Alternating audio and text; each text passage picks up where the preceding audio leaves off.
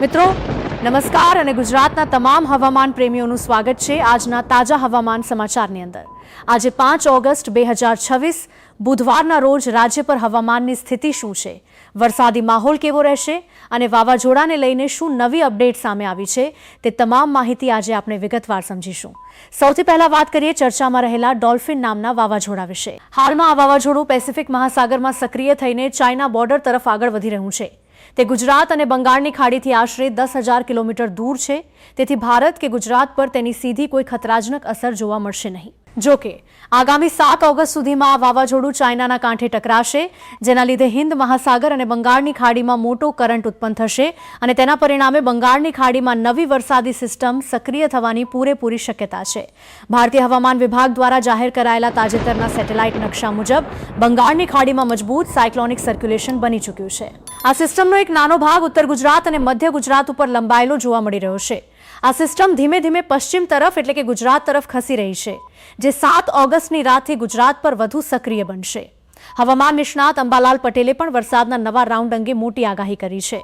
તેમના જણાવ્યા મુજબ 5 ઓગસ્ટથી રાજ્યમાં વાદળછાયા વાતાવરણ સાથે પ્રવૃત્તિ શરૂ થશે, જ્યારે 8 ઓગસ્ટથી 15 ઓગસ્ટ દરમિયાન ઉત્તર ગુજરાત, મધ્ય ગુજરાત અને દક્ષિણ ગુજરાતના મોટાભાગના વિસ્તારોમાં મેઘરાજા મુસળધારથી અતિભારે બેટિંગ કરી શકે છે। આજના દિવસની વાત કરીએ તો રાજ્યમાં વાદળોનો જમાવડો હોવાથી મધ્ય ગુજરાતના દાહોદ, ગોધરા, લુણાવાડા, બાયડ, બોડેલી, છોટાઉદેપુર અને વાઘોડિયામાં સારા ઝાપટા પડી શકે છે। ઉત્તર ગુજરાતના મહેસાણા, કડી, પાટડી, રાધનપુર, પાટણ, પાલનપુર, ઈડર, મોડાસા અને પ્રાંતિજમાં હળવા મધ્યમ વરસાદની શક્યતા છે। દક્ષિણ ગુજરાતના નર્મદા, તાપી, ભરૂચ, રાજપીપળા, ડેડિયાપાડા તેમજ વલસાડ, નવસારી, ડાંગ અને સુરતમાં ભારે ઝાપટા જોવા મળી શકે છે, જ્યારે સૌરાષ્ટ્રના મોરબી, દ્વારકા, પોરબંદર, જૂનાગઢ, ગીર સોમનાથ અને રાજકોટમાં માત્ર હળવા ઝાપટા જ રહેશે તથા બોટાદ, ભાવનગર, સુરેન્દ્રનગર અને કચ્છમાં આજે મોટા વરસાદની કોઈ શક્યતા નથી।